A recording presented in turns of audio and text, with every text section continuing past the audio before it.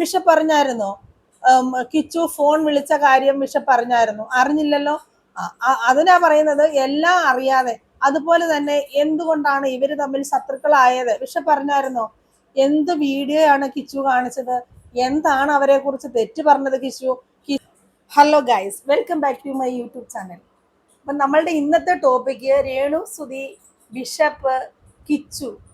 അപ്പൊ ഇവരൊക്കെയാണ് ഇന്നത്തെ നമ്മുടെ ടോപ്പിക്ക് കേട്ടോ. അപ്പൊ എന്തുകൊണ്ടാണ് സോഷ്യൽ മീഡിയയിൽ ബിഷപ്പിനെതിരെ ഇത്രയും നെഗറ്റീവായിട്ടുള്ള കമന്റുകൾ വരികയും യൂട്യൂബിൽ ഓരോ വീഡിയോസും ബിഷപ്പിനെതിരെ വരുന്നതും എന്തുകൊണ്ടാണ്?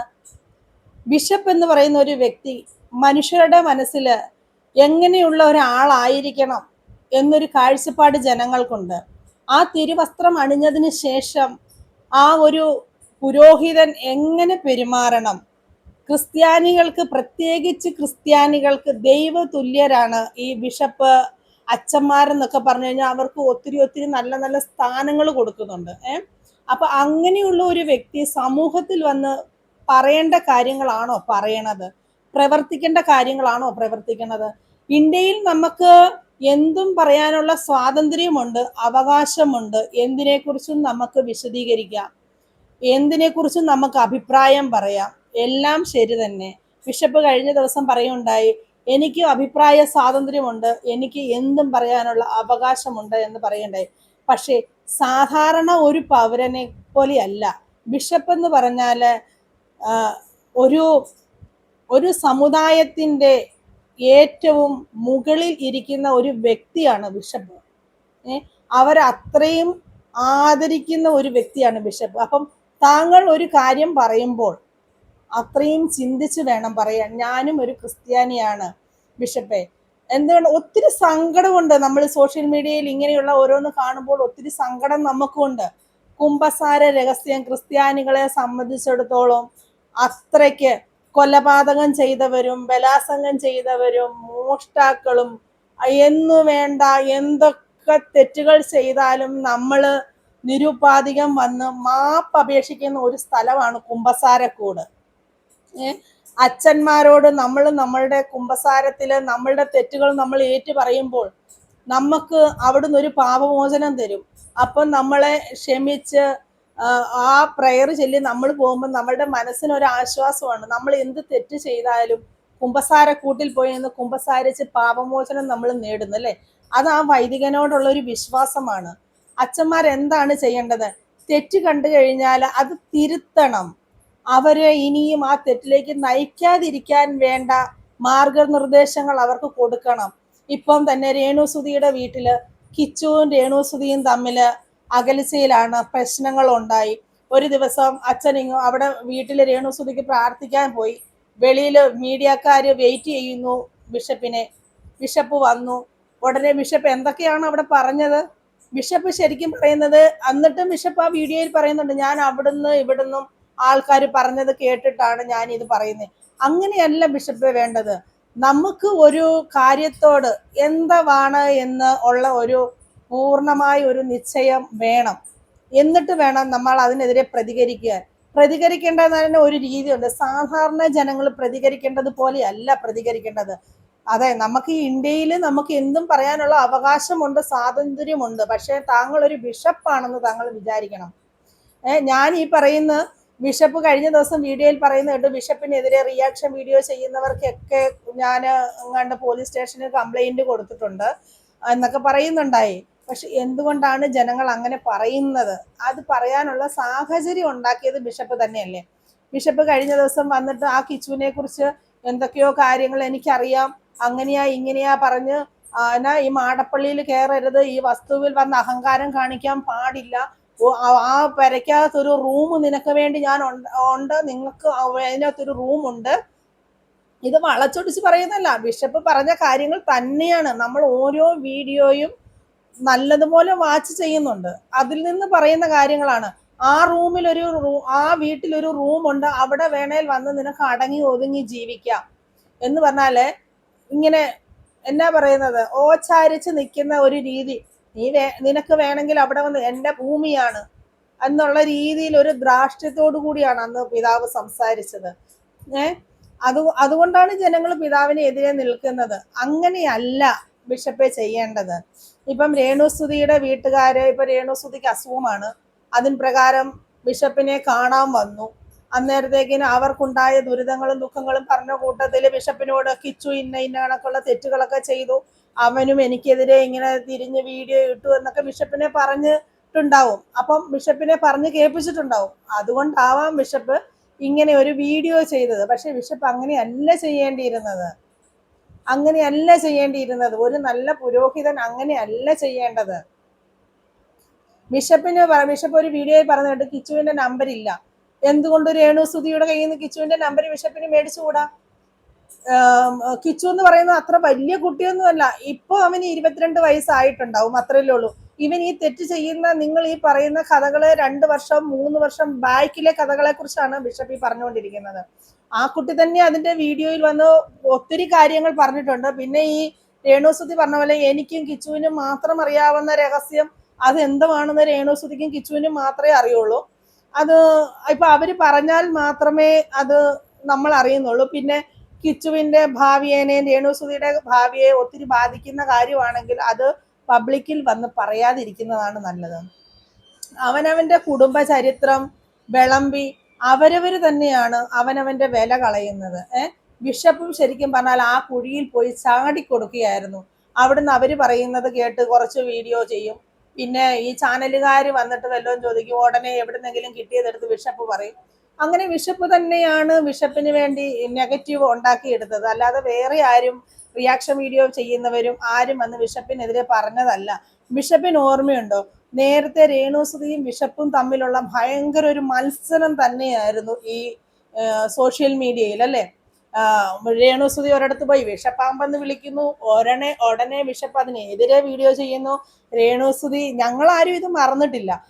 ബിഷപ്പ് തന്നെ രേണുസുതിയെ കളിയാക്കിയത് ഞങ്ങൾക്ക് നല്ല ഓർമ്മയുണ്ട്.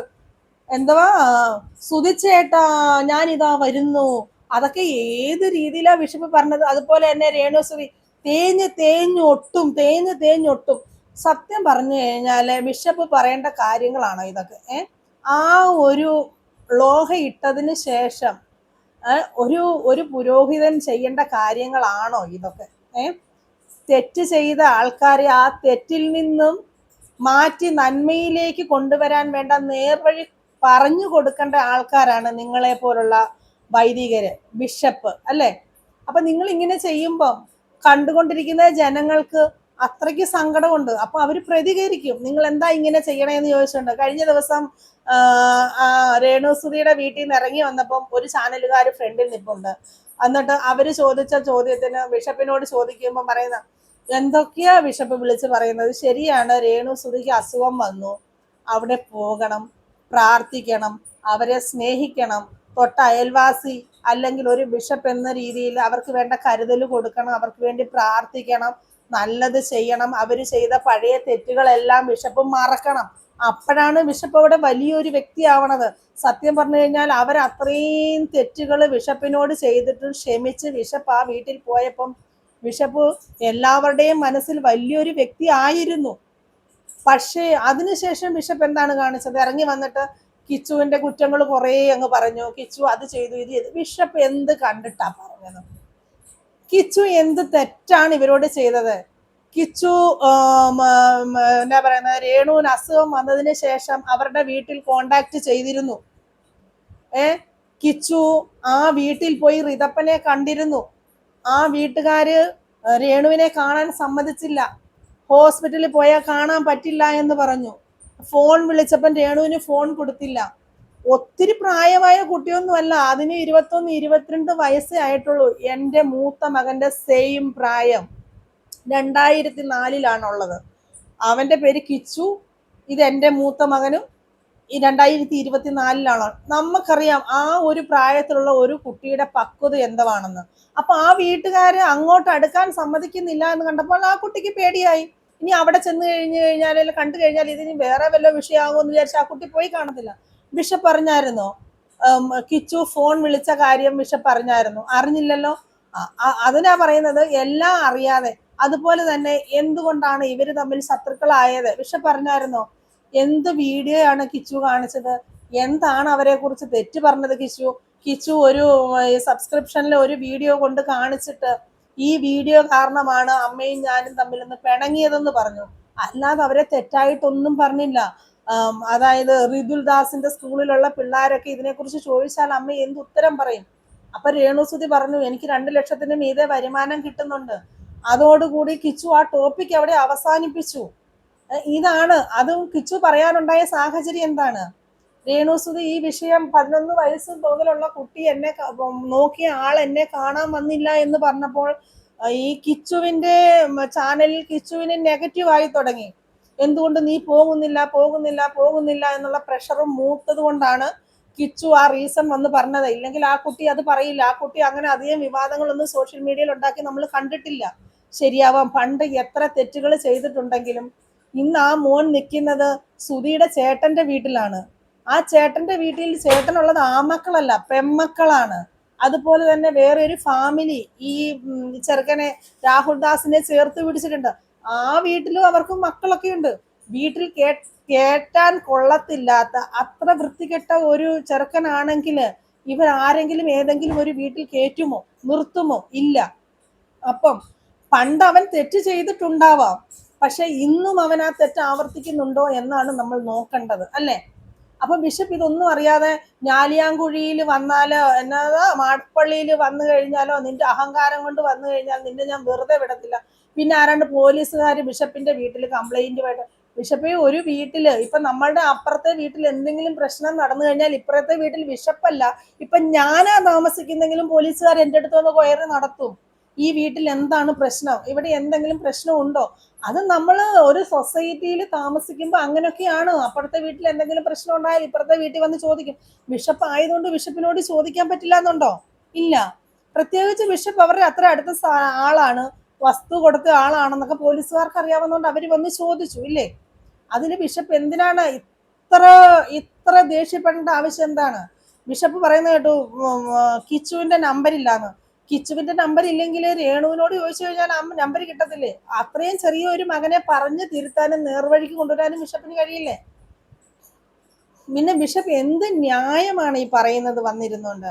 അപ്പം ജനങ്ങള് ബിഷപ്പിനെ അങ്ങനെ പറഞ്ഞു. ഇപ്പൊ കഴിഞ്ഞ ദിവസം പറഞ്ഞു കേട്ടോ, സായി പറഞ്ഞ് എന്നാ യേശു ക്രിസ്തു ഇറങ്ങി വന്നിരുന്നെങ്കിൽ ചാട്ടക്കടിച്ചാൽ. പിന്നെ എനിക്ക് റിയാക്ഷൻ വീഡിയോസ് ചെയ്യുന്നവരോട് ഒരു കാര്യം പറയാനുണ്ട്. നമുക്ക് അഭിപ്രായം പറയാം. ഒരു വീഡിയോ കാണുമ്പോൾ നമുക്ക് നമ്മളുടേതായ ശരി തെറ്റുകൾ നമുക്ക് അവിടെ ചൂണ്ടിക്കാണിക്കാൻ റൈറ്റ് ഉണ്ട്. പക്ഷേ സായി അങ്ങനെ ഒത്തിരി വിഷയങ്ങളൊന്നും അങ്ങനെ പറയാറില്ല. പക്ഷെ ചില റിയാക്ഷൻ വീഡിയോ ചെയ്യുന്ന ആൾക്കാർക്ക് എന്തോ ലൈസൻസ്, എന്താ നാക്കിന് എല്ലില്ല എന്ന് നമ്മൾ പറയും, എന്തോ ലൈസൻസ് കിട്ടിയ മാതിരിയാണ് അവരുടെ പെരുമാറ്റം. വായി വന്ന തെറിയും അതും ഇതും എന്തൊക്കെയാ റിയാക്ഷൻകാർ വിളിച്ചു പറയുന്നത്. അപ്പൊ ഈ റിയാക്ഷൻ വീഡിയോ ചെയ്യുന്നവരും അവരും തമ്മിൽ എന്ത് ബന്ധമാ ഉള്ളത്? എന്തോ നല്ല മെസ്സേജാണ് സമൂഹത്തിന് കൊടുക്കുന്നത്. ഇത്രയും വായിക്കൊള്ളാത്ത തെറി സായിനെ അല്ല പറഞ്ഞത് കേട്ടോ, വേറെ. അത് ഞാൻ പിന്നെ വേറെ ഒരു വീഡിയോയിൽ ഞാൻ പറയാം. അതെന്താ സംഭവം എന്നുള്ളത് ഞാൻ പിന്നീട് പറയാം കേട്ടോ. അങ്ങനെയും ചെയ്യുന്നവരുണ്ട്. അവൻ ആദ്യം നല്ല പരിശുദ്ധരായിട്ട് വന്നിരുന്ന് കുറച്ച് പറയും, പിന്നെ വായിക്കൊള്ളാത്ത കുറേ തെറികൾ നമ്മൾ കേട്ടിട്ട് പോലും ഇല്ലാത്ത കാര്യം. അപ്പൊ പിന്നെ ഈ അവരാരെ കുറിച്ചാണോ പറയുന്നത് അവരും ഈ പറയുന്നവരും തമ്മിൽ എന്താ വ്യത്യാസം ഉള്ളത്? ഒരു വ്യത്യാസം. അതുകൊണ്ട് നമ്മൾ സോഷ്യൽ മീഡിയയിൽ നമുക്ക് നമ്മളുടെ അഭിപ്രായ സ്വാതന്ത്ര്യം ഉണ്ട്, നമുക്ക് പറയാം. പക്ഷെ നമ്മൾ പറയുമ്പോൾ നമ്മൾ വാക്കുകൾ സൂക്ഷിച്ച് ഉപയോഗിക്കണം. അല്ലാതെ നമുക്ക് ആരെയും കയറി തെറി വിളിക്കാനും ആക്രമിക്കാനും അടിച്ച് പല്ല് തെറിപ്പിക്കുമെന്ന് പറയാനുള്ള യാതൊരു റൈറ്റും നമുക്കില്ല. നമുക്ക് കാണുന്നത് ശരി ഏത് തെറ്റ് ഏത് എന്നുള്ളത് നമുക്ക് പറയാനുള്ള അവകാശമുണ്ട്. അത് മാത്രം നമുക്ക് പറയാം. അപ്പൊ ഇതാണ് പിതാവിന്റെ കാര്യത്തിൽ, ബിഷപ്പിന്റെ കാര്യത്തിൽ എനിക്ക് പറയാനുള്ളത്. പിതാവ് കുറച്ചും കൂടെയൊക്കെ നോക്കിയും കണ്ടുമൊക്കെ ഈ എന്നാ പറയുന്നത് വരുന്ന വീഡിയോക്കാർക്ക് മറുപടി കൊടുക്കാൻ ശ്രമിക്കുക. ഒന്നുമില്ലെങ്കിലും കുറഞ്ഞ പക്ഷം എന്താണ് ഇതിന്റെ സത്യാവസ്ഥ എന്നുള്ളത് അറിഞ്ഞതിന് ശേഷം മാത്രം പ്രതികരിക്കുക. ആവശ്യമില്ലാതെ BP ഒക്കെ ഹൈ ആക്കി പിന്നെ ഉറങ്ങാൻ പറ്റത്തില്ല, പിന്നെ പല പല പ്രശ്നങ്ങളാവും. ഇതിൽ നിന്നും ചെന്ന് ചാടാതെ ഒരു ദൈവത്തിന്റെ, അതായത് ക്രിസ്ത്യൻ സമുദായത്തിലെ തലപ്പത്തിരിക്കുന്ന ഒരു വ്യക്തി, അല്ലെ ഒരു അച്ഛൻ, ഒരു ബിഷപ്പ് എന്ന് പറയുമ്പോൾ നമ്മളുടെയൊക്കെ ഉള്ളിൽ ഒരു കാഴ്ചപ്പാടുണ്ട്, ഇങ്ങനെ ആയിരിക്കണം ഒരു ബിഷപ്പ്, ഇങ്ങനെയായിരിക്കണം ഒരച്ഛൻ. ബിഷപ്പിനെ എനിക്കിങ്ങനെ ഇത്രയും പറയാനായിട്ടുള്ള അർഹതയുണ്ടോ എന്നറിയില്ല. അല്ലാതെ നമ്മളൊക്കെ വെറും സാധാരണക്കാരാണ്. ബിഷപ്പ് എന്നൊന്നും പറഞ്ഞാൽ അങ്ങനെയൊന്നും അല്ല. പറയാൻ നമ്മളെ കൊണ്ട് എങ്കിലും ഞാൻ പറഞ്ഞു പോവുകയാണ്. കുറേ നാളുകളായി സോഷ്യൽ മീഡിയയിൽ ഇത് കണ്ട് കണ്ട് കണ്ട് കണ്ട് മടുത്തത് കൊണ്ട് മാത്രമാണ്. ഇനിയെങ്കിലും പ്രതികരിക്കുമ്പോൾ നോക്കിയും കണ്ടും പ്രതികരിക്കുക. നമ്മളെ കൊണ്ട് മറ്റുള്ളവരെ തിരുത്തി നേർവഴിക്ക് കൊണ്ടുവരാൻ പറ്റിയാൽ അത് ചെയ്യണം. അല്ലാതെ ഇപ്പോ ഇങ്ങനെ പണ്ട് അങ്ങനെ ചെയ്തു ഇങ്ങനെ ചെയ്തു, നീ എന്താണ് ഈ കഴിഞ്ഞ ദിവസം ബിഷപ്പ് ഒരു വീഡിയോ പറഞ്ഞു കേട്ടു, എനിക്ക് ഇനിയും കുറെ കാര്യങ്ങൾ അറിയാം, അതും കൂടെ ഞാനങ്ങ് വിളമ്പും. എന്തോ ബിഷപ്പിന് അറിയാവുന്നതാ. കിച്ചു വല്ലോരെ കയറി പിടിച്ചോ, വല്ലോരെ ബലാത്സംഗം ചെയ്തോ, എന്തവാ അറിയാവുന്നത്? അത് ചെയ്തെങ്കിൽ പോലും അതുപോലും പൊറുക്കാനും മറക്കാനും മനസ്സുള്ള ജനങ്ങളാണ് ഇന്ന് ഈ സമൂഹത്തിലുള്ളത്. ആ കുഞ്ഞിന്റെ ചരിത്രം അറിയാവുന്നത് കൊണ്ട്. ആ കുഞ്ഞ് അനുഭവിച്ചതുപോലെ ഈ ലോകത്ത് ആരനുഭവിച്ചിട്ടുണ്ട് അച്ചോ? ആരനുഭവിച്ചിട്ടുണ്ട് ബിഷപ്പേ? ആദ്യത്തെ അമ്മ ആ കുഞ്ഞിനെ ഉപേക്ഷിച്ചു പോയി ഇല്ലേ, 1.5 വയസ്സില്. രണ്ടാമത് അതിന്റെ അപ്പം വേറെ കെട്ടി. ആ കുഞ്ഞിനെ ആ അപ്പന് സ്നേഹമാണെന്ന് പറയുന്നതിന്റെ പേരിൽ അവിടെ കിടന്ന് ബഹളം, പീഡനം. മൂന്നാമത് കെട്ടി. ബിഷപ്പ് ഒരു കാര്യം വിചാരിക്കണം, മൂന്നാമത് കെട്ടി. രേണുവും സുധിയും തന്നെയല്ല, രേണുവിന്റെ കുടുംബത്തോടൊപ്പമായിരുന്നു. അപ്പം തന്നെ അറിയാമല്ലോ ഇത് ആരോരുമില്ലാത്ത സുധിയുടെ ആദ്യത്തെ ഭാര്യയിലുള്ള കുഞ്ഞിനെ എന്തോരം ഇമ്പോർട്ടന്റ് ആ കുടുംബത്തിൽ വരുമെന്ന്. അപ്പൊ ആ ചെറുപ്രായത്തിൽ ആ കുട്ടി എന്തൊക്കെ അനുഭവിച്ചു കാണും. അപ്പൊ ഈ കുട്ടി ഇത്രയും നമ്മുടെ സമൂഹത്തില് കുടുംബങ്ങളില് സ്നേഹങ്ങൾ വെച്ച് വിളമ്പി മാതാപിതാക്കള് മക്കളെ ഊട്ടിയിട്ട് എത്ര മാതാപിതാക്കളോട് മക്കള് തിരിഞ്ഞു നിന്ന് എന്തൊക്കെ പറയുന്നു, തെറി വിളിക്കുന്നു, കൊല്ലുന്നു, സ്വർണത്തിന് വേണ്ടി, പൈസയ്ക്ക് വേണ്ടി. ആ മക്കളെ ജീവന് തുല്യം സ്നേഹിച്ച മാതാപിതാക്കളെ ഇന്നത്തെ കാലത്ത് ഇങ്ങനെ ചെയ്യുന്ന ഒരു കാലമാണിത്. അപ്പൊ ഈ ആരോരും ഇല്ലാതെ വളർന്നു വന്ന കുഞ്ഞ് ചെയ്ത തെറ്റുകൾ നമുക്ക് ക്ഷമിക്കാം, പൊറുക്കാം. ബിഷപ്പിനെ ഒരിക്കലും തെറ്റ് എന്ന് പറയാൻ ഞാൻ ആളല്ല. പക്ഷെ ബിഷപ്പ് ഇനിയെങ്കിലും ഒരു കാര്യം സോഷ്യൽ മീഡിയയിൽ വന്ന് പറയുമ്പോൾ അത് ശ്രദ്ധിച്ച് പറയണം. ഇല്ലെങ്കിലാണ് ഇങ്ങനെയുള്ള നെഗറ്റീവ് ബിഷപ്പിനെതിരെ വരുന്നത്. ഞാൻ ഇന്ന് ഇത്രേ ഈ വീഡിയോയിൽ പറയുന്നുള്ളൂ. വീഡിയോ ഒത്തിരി ലെങ്ത് ആയി എന്ന് എനിക്കറിയാം. ബാക്കി അടുത്ത വീഡിയോയിൽ പറയാം കേട്ടോ. ഒത്തിരി കാര്യങ്ങൾ പറയാനുണ്ട്, ഒത്തിരി കാര്യങ്ങൾ. പക്ഷെ ബാക്കി ഇനി ഞാൻ അടുത്ത വീഡിയോയിൽ പറയാം. ബൈ.